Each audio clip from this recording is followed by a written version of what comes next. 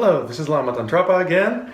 Welcome to my broadcast dedicated to Harmonious Strength Training. That's right. There is such thing as strength training that actually increases your harmony.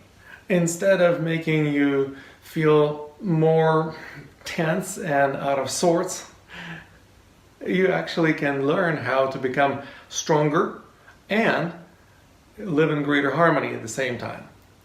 And by harmony, I mean being in the flow of things, being in harmony with the Tao.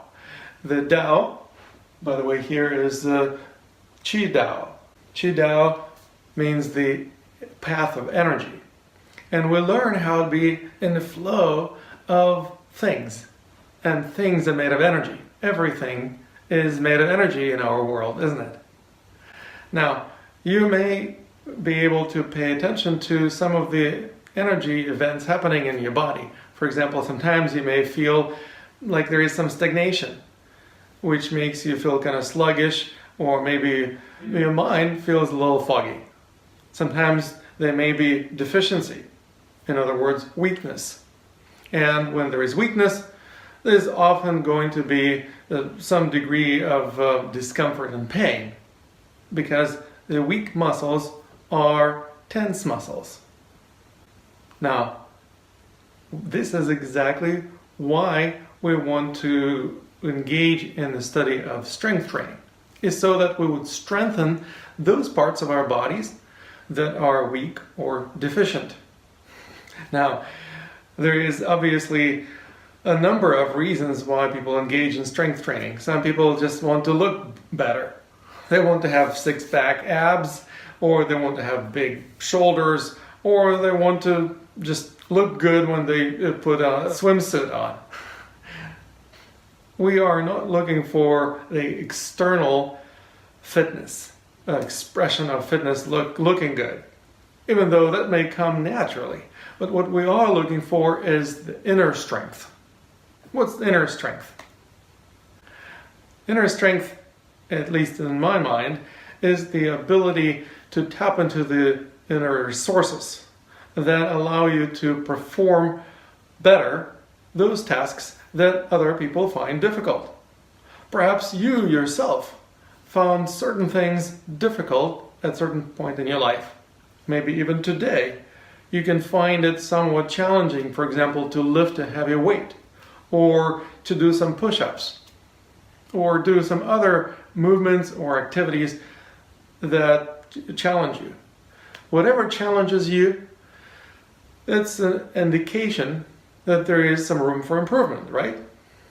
Now, whenever there is an invitation to improve upon something, how do you do that?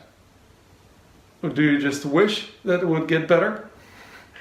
I hope that you don't just wish that things would get better, you actually take committed action to improve upon certain things, whether it's the physical weakness, emotional weakness, energetic weakness, and by the way, most of them go hand in hand. So our inner strength can actually be enhanced a great deal by understanding what the internal resources that we have are, how to tap into them so that we would not have to seek resources without so much, and also how to utilize these resources in the most efficient way. For example, in my previous videos, you might have already heard me talking about the muscle fibers that we hardly ever use. Just like we talk about mental faculties being somewhat limited to a relatively small percentage that we use on a daily basis. Some people would argue that maybe 10% capacity, say 12, for some it may be 8 or less, depends on all kinds of factors. First of all, how much you actually exercise your mental faculties. Because if you don't use it, you lose it. Well, the same principles actually apply to the physical body. We actually have many fibers of musculature that don't get involved in action when you, for example, exercise and you, let's say, lift weights or do any other type of exercise routine. Afterwards, I bet you felt like there was some tension in your muscles. And if you actually massaged those muscles and paid attention, you probably noticed that there are like ropes in your muscles. Those ropes are the muscle fibers that actually did all the work. The rest of the muscle was slacking off. It literally did not get the memo. It did not get the signals from the central nervous system telling the muscle to contract. So when you think that you're contracting the muscle, you actually are using only a fraction of the entire muscle group. You are literally using maybe 10, maybe 12. If you are a trained athlete, maybe 15% of that entire muscle. Now, what does that tell you? It tells you that you have a lot of unused potential. Those people who use 20% of their muscle mass instead of 10. Seems like 20% is no big deal, right? You're still using only 1/5 of your muscle, but you actually double your power without bulking up, without building any more muscle. You just simply use more of that which you already have. Now that's a really smart way to increase strength. As a matter of fact, you can increase that beyond 20%. Some world-class athletes probably use 30 or even 40%. Who knows, maybe Bruce Lee used 50% or more of his muscle mass. That's why he was one of the most physically fit people of his time.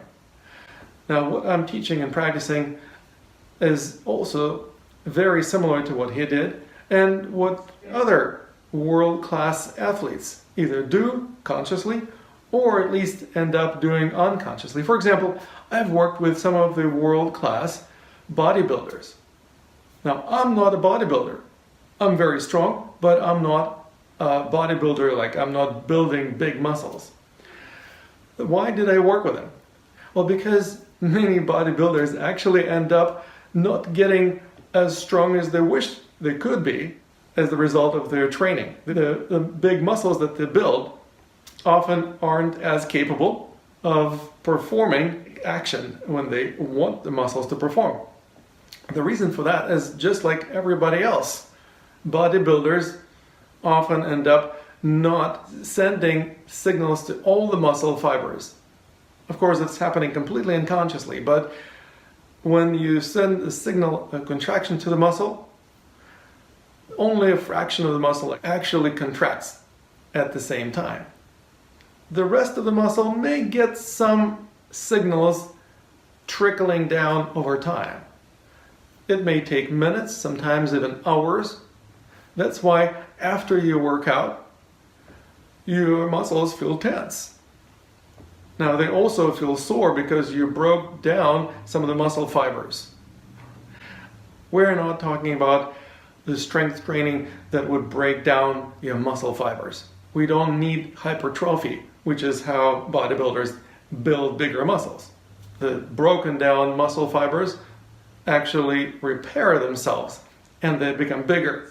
But it doesn't mean that the muscle fibers that did not get involved grow to it. No, they actually often just get fatter and not really get any stronger because they don't even receive the signals from the central nervous system to contract.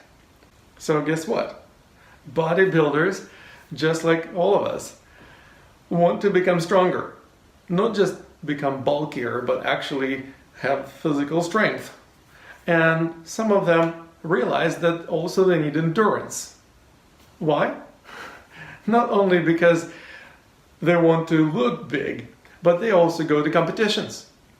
And what do bodybuilders do in competitions? Well, they show off their muscles, right? They show off what kind of muscles they have managed to grow. And it takes a totally different type of training to actually do that, which most bodybuilders never do.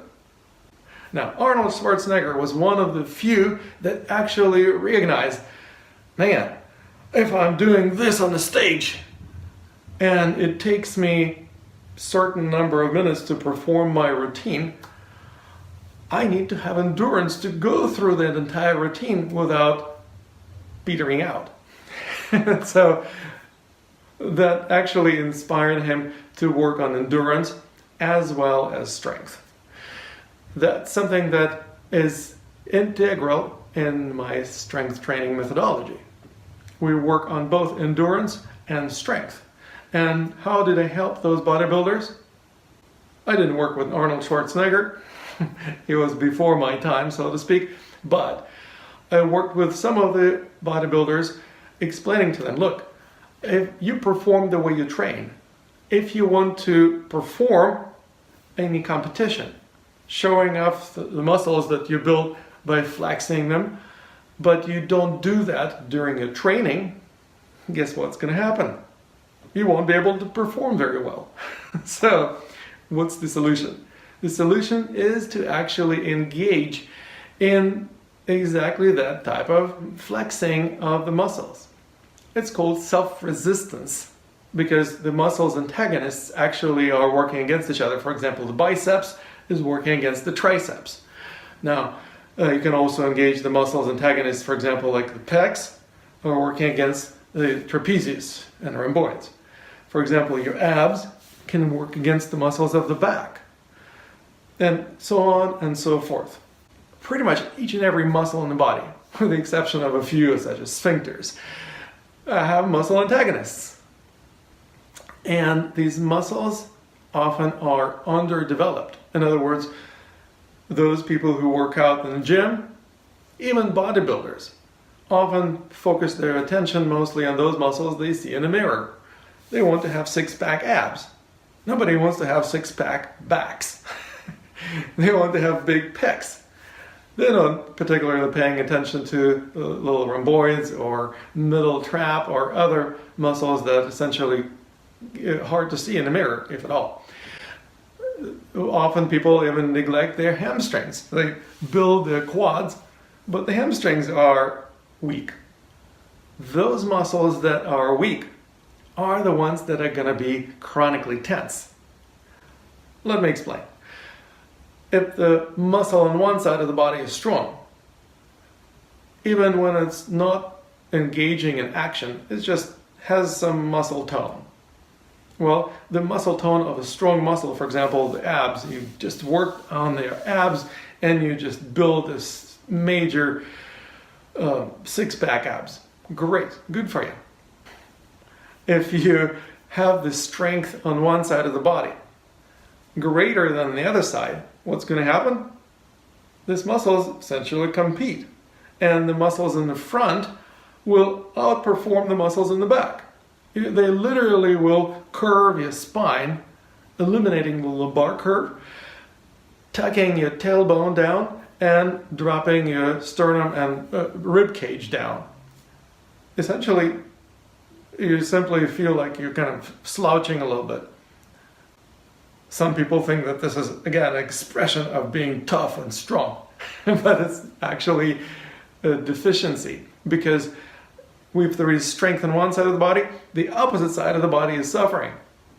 The weak side actually has to struggle to even work against the relatively relaxed but strong opposite side. So the back muscles often get stretched, but because they're weak, they lost the tug of war against the abs. Now what happens? The back muscles actually have to support the weight of your upper torso. Because if you don't support the weight of the upper torso with the muscles of the back, it's like this is the spine. If the front is kind of tense or just simply stronger than the back muscles are the ones that are going to keep you from falling over. The same thing also applies to the muscles of the right side versus the left side. The same applies to the muscles antagonists throughout the whole body, whether it's your neck or your shoulders or your arms or even hands. That's right. The hands probably are the most egregious example of imbalance between muscles antagonists. Most people are happy to have stronger grip. So when they grip, what muscles do they engage? They engage the muscles called flexors. Now, these are responsible for flexion of the fingers. The extensors, the muscles on the opposite side of the lower arm, are responsible for the extension of your fingers. But they hardly ever get any training. If they don't get any training, they're going to be relatively weak. Flexors are going to be constantly overpowering the extensors. Now, what does it feel like to have overpowered extensors? Well, every time you either try to engage them in some kind of motion, opening your hand like this against the resistance, or making an extension of the wrist, for example, you will feel pain, or it will be causing a repetitive injury, such as tennis elbow. How does tennis elbow happen?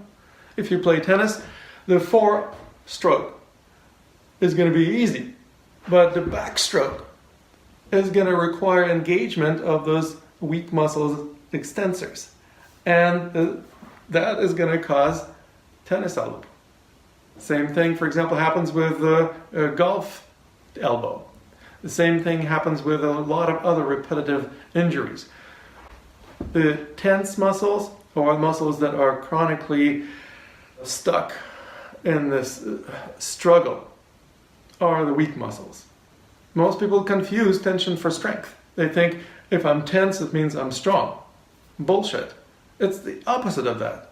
It's actually the sign of weakness and the invitation to strength train. If you don't train those weak muscles, they will remain weak.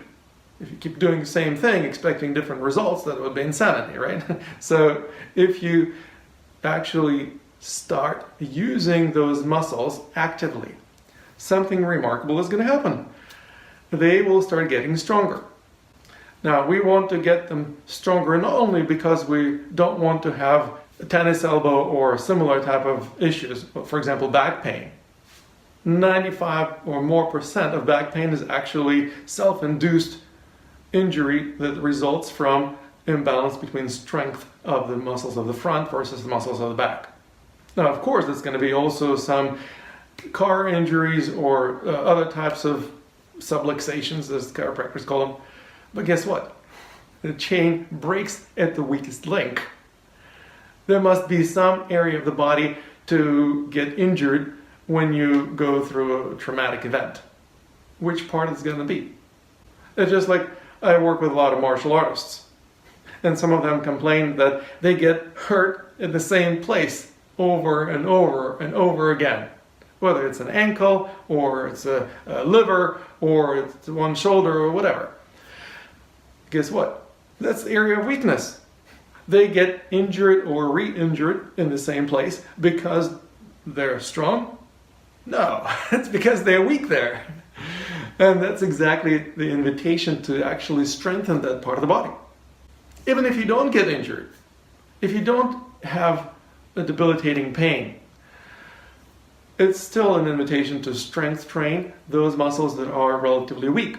Because the weak muscles that are holding tension, even if it doesn't reach the threshold or cross the threshold of pain, they still create energy blockages.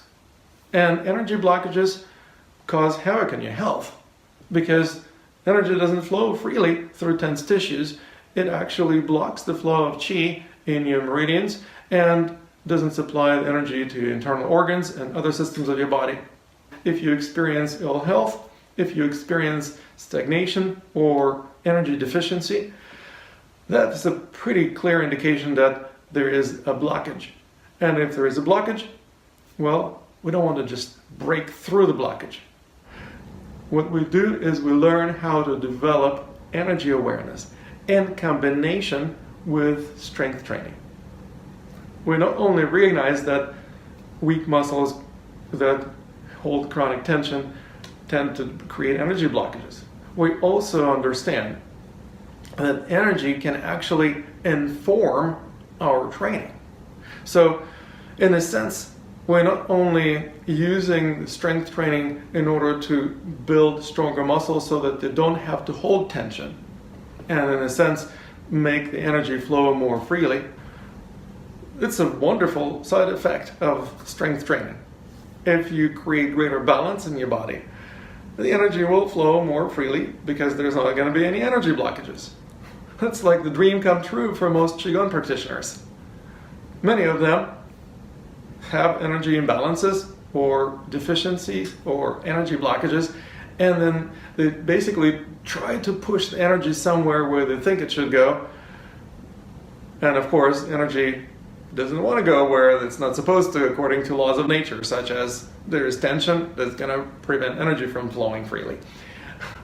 So instead of struggling against our nature, we can actually learn how to remove the energy blockages so that the energy can flow naturally. And what can be healthier than being natural? So we will actually learn how to develop that natural health and vitality, not by forcing the energy to go down a particular path that you think it should go, but instead learning where it actually needs to go, paying attention rather than exercising intention. Now we dig even deeper. It's a very refined detail of our training. It's not like we're going to deem intention bad and get rid of it. We would be throwing a baby with the bathwater if we did that. Intention has its own place, but most people don't pay nearly as much attention as they exercise intention. And you know what that means? It means they are constantly setting themselves up for disappointment and failure, because intention means that there is certain expectation, that there is some better place to be at than where you're at right now. And if you're striving to get somewhere else, the grass is always greener on the other side, so to speak, you are not accepting where you're at. In acceptance of where you're at and desire to get somewhere else instead often leads to taking a leap. And the leap is the worst way to travel. Can you imagine traveling by taking frog leaps? Well, that usually would be a very difficult journey. Baby steps are always easier to take, and they also allow you to travel with greater mindfulness, because you can always adjust your direction, you can speed up, you can slow down, you can even turn around and go back if necessary.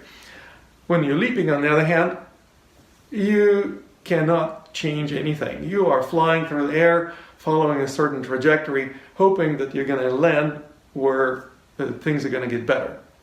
Now, we know that the reason why we say the grass is always greener on the other side is because we actually kind of get it, that it isn't really any better on the other side, it's simply an illusion. When you look at the other side, it looks greener than your side. If you look down on the ground, the blades of grass is growing straight up, and you actually see the dirt in between them. When you look at the other side, you see the blades of grass from in profile, so to speak, from the side, and they kind of cover up the dirt. So that's a pretty straightforward explanation why the grass is always looking greener on the other side. Metaphorically speaking, if we are constantly hoping to get somewhere without accepting where we're at, we are constantly setting ourselves for disappointment. Why? Because life never meets our expectations, doesn't it? If we have developed a certain strong expectations and attachment to how things are supposed to be, life is always going to throw a curveball, so to speak. Or as the Murphy's Law says, whatever can go wrong will go wrong. If we are not factoring that in, we are basically setting ourselves for failure and suffering. What do I suggest instead? Should you abandon your dreams? No, don't abandon your dreams. But remember that those are dreams.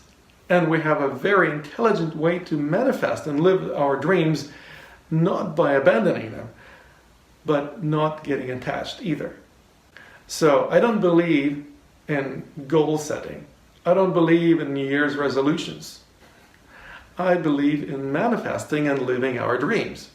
And strength that we develop may be considered a form of a dream. If you are looking for a greater strength, I would actually invite you to kind of dream about what that's going to do for you. And then we also start looking at what kind of energy would be associated with being that strong. You have that energy already somewhere within you right now, because otherwise you wouldn't have been able to even dream it up. In other words, you already have the seed of that energy within your system. All we need to do is we need to find that seed and nurture it and help it grow and essentially make it your driving force. Put it in the driver's seat, so to speak, and allow that energy to guide you along your journey. Now, we're not only going to do some visualization practices. We also tap into the ability of our muscles to communicate better with the central nervous system. Remember a couple of minutes ago I mentioned that far from all the fibers of our muscles, tissues fire when we send the signal to contract. Many of those signals just get rerouted, go on some kind of loop, on a tangent. Some of them make their way to the muscle fibers way later. Some of them never make it. If you help the communication become more functional, or fix the communication breakdown, as it were, you will be able to communicate better, so when you send the signal to contract, the muscles actually do their job. And when they do their job together, they will give you much greater strength. All of a sudden, or over time, you develop greater strength without bulking up. This is actually something that a lot of people in martial arts community, as well as in Qigong community in general, often refer to as they get strength of their tendons.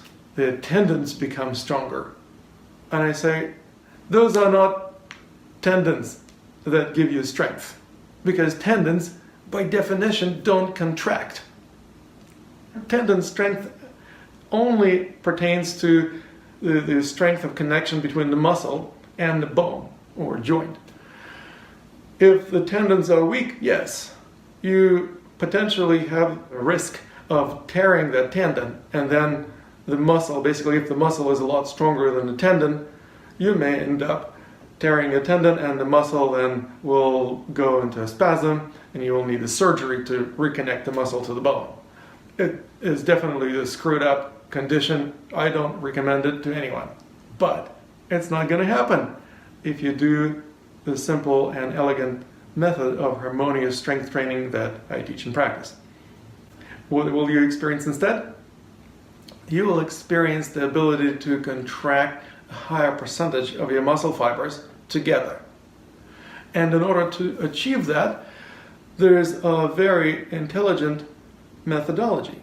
As a matter of fact, it's something that is pretty well known among high-level kinesiologists, people who study kinesiology, the art of movement, as well as exercise experts.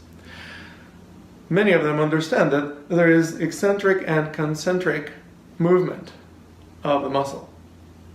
Let me explain a little bit. Concentric movement, it's the movement that contracts the muscle and brings the two ends of the muscle closer together as it contracts. Eccentric movement is the movement when the two ends of the muscle are moving further apart while the muscle is providing resistance.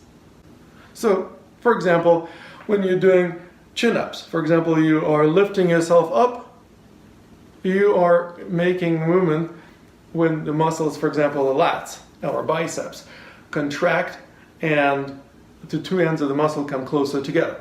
But then as you are lowering yourself down, you are performing the eccentric movement. And the eccentric movement is the phase of that movement when the muscle fibers and nerve endings actually can establish better communication. The more you pay attention to the eccentric phase of movement, the more you will be able to facilitate that repairing of the communication breakdown, as I jokingly call it. How are you going to do that? Only focus on lowering yourself after the chin-up? No. We're not going to do any chin-ups. We're not going to do any weight training either. As a matter of fact, I don't even use any exercise machines. Instead, we'll use muscle antagonists. We all have them. And these muscle antagonists are perfectly suitable for providing you resistance. For example, if you're opening your hand, you are contracting extensors, so you extend your fingers. But the flexors can still provide some resistance. Now when you are moving in the opposite direction, so you're kind of clenching your fist, slowly performing this movement, you engage the flexors in concentric movement. But the extensors, the muscles antagonists, are still working in the eccentric fashion. So what does that do? It allows them to establish greater communication pattern, or basically fix that communication breakdown. When you do this, something else remarkable happens. The stronger muscles on one side will challenge the weaker muscles on the other side more. The weaker muscles obviously will be quite challenged by the strength of the muscles antagonists if the antagonists are stronger. Now, they won't be able to provide the same level of resistance to the stronger muscles antagonists. So the stronger muscles actually are not getting as much workout. They're not going to get much stronger. On the other hand, the extensors, for example, working against stronger flexors, will get quite a bit of workout. If you just do this, you will feel in a matter of several seconds, maybe up to a minute, just going against the resistance of muscles antagonists will create a nice burning sensation in your forearm. That burning sensation means that the muscles are actually getting serious workout. The flexors won't feel the burning sensation because they don't really get a lot of workout since the antagonists are relatively weak. What the antagonists are going to do? They're going to get stronger.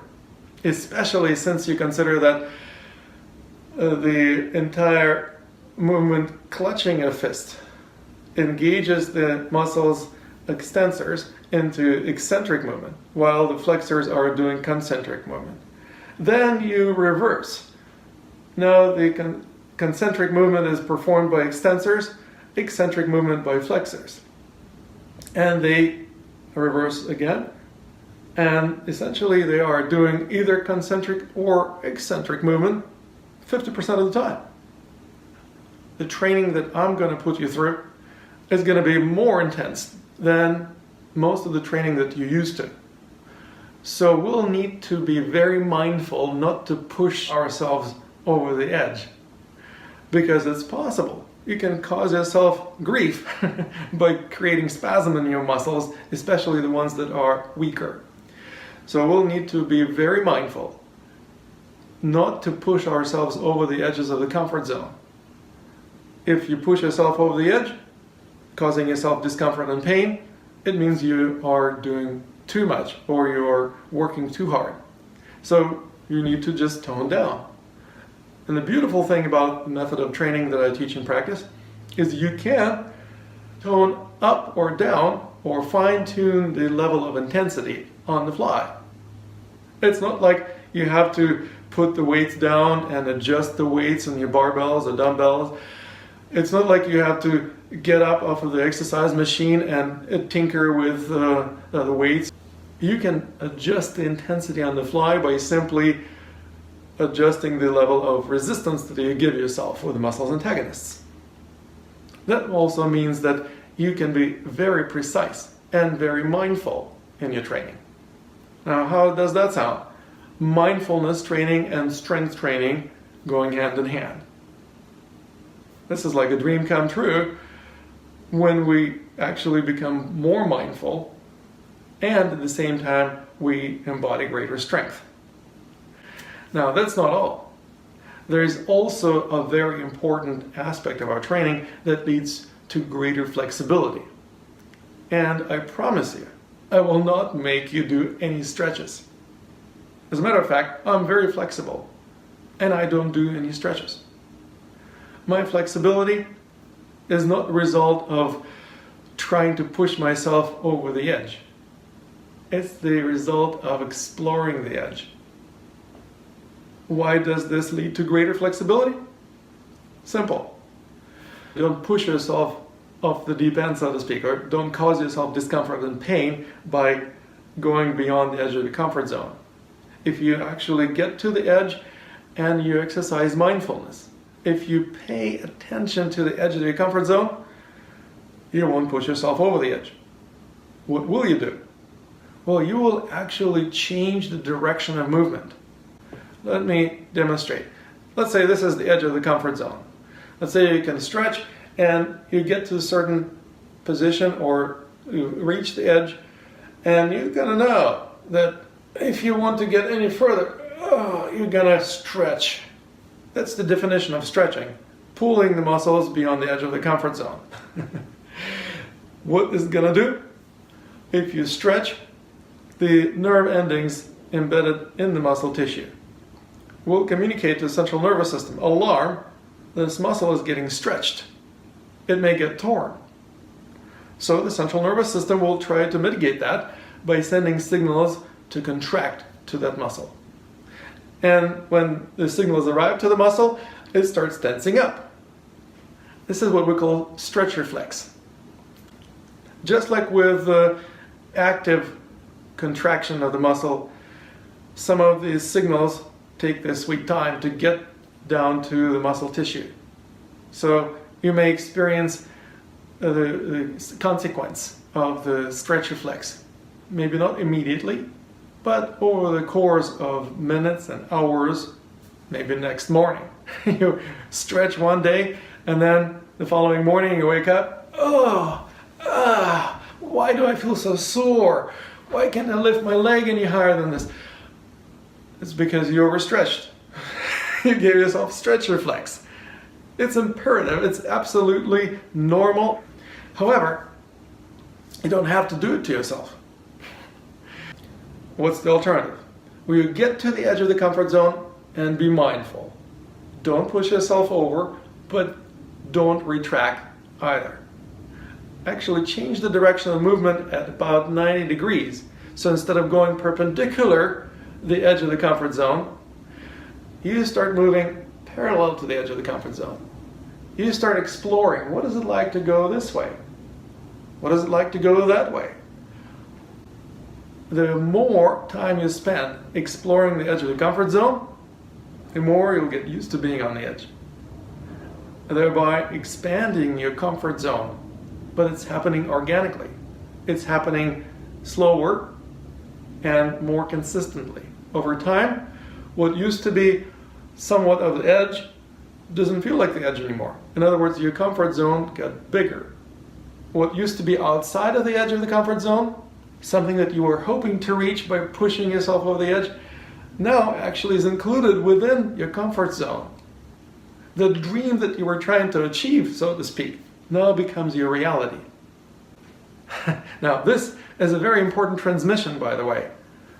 It's a spiritual transmission that helps you recognize that what we're learning is how to manifest and live our dreams, not by pushing ourselves over the edge of the comfort zone to get to some place outside of the comfort zone. That's where most of our dreams and aspirations reside, right?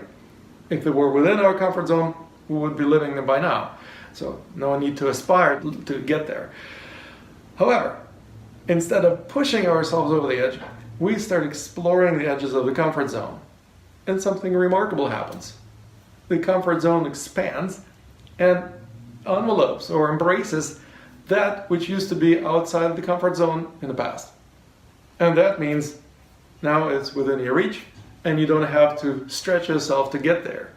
You can operate comfortably and you can live your dream without hurting yourself. So this, my friend, is a profound alternative to doing that which most people do. If you want to get the same results everyone's getting, keep doing the same thing everyone's doing. If you want to get different results, you've got to do something different. And I invite you to do something very, very different. You'll discover how much stronger you can become without lifting any weights. How you become much more resilient and develop greater endurance without running long distances. And how you can become a lot more flexible without doing a stitch of stretching. It also will help you become more mindful without even doing mindfulness meditations. Now, I don't say you shouldn't do mindfulness meditation. I just simply say you will experience mindfulness because you will be embodying it. You literally will learn how to walk the talk, not just talk about mindfulness, which is a nice thing to talk about, but you will actually learn how to walk the talk, my friend. You will embody mindfulness because you will learn how to pay attention to certain edges of your own comfort zone, and eventually you will also learn how to pay attention to the edges of other people. That's right. I also teach and practice how to work with other people, how to become a practitioner, so that you can help many other people to experience greater strength, greater vitality, greater health, greater flexibility, greater mindfulness, and all the other wonderful things that come naturally as a result of our training. Of course, this is just the small tip of the iceberg, so to speak, as compared to the full body of knowledge that I would be happy to share with you. But you've got to start somewhere, and this is a fantastic way to get started. So I invite you to enroll in my upcoming program dedicated to Harmonious Strength Training. You can use the link that I will post in the comment to this video once we conclude the video, and you will be able to sign up for the 6-week-long program. And right now, as a matter of fact, I'm even giving a nice discount, $100 discount, just for taking your time to watch this presentation. And if this is not enough, I'm going to offer you a complimentary personal coaching session.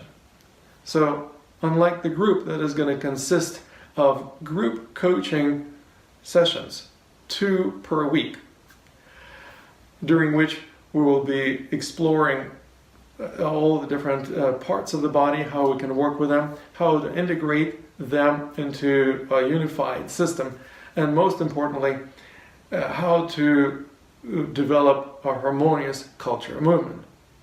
But in addition to that, I will also offer you an individual session during which I will be able to tailor specific approaches, specific applications of the principles that we study to your physique, to your energy, to your consciousness, so that you will experience the maximum result, maximum benefit.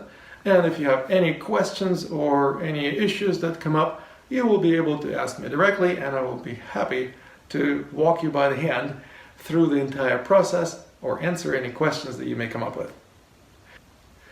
I look forward to working with you, my friend. This is going to be an amazing journey, an excellent way to start a year, and also how to blow out of the park your New Year's resolutions.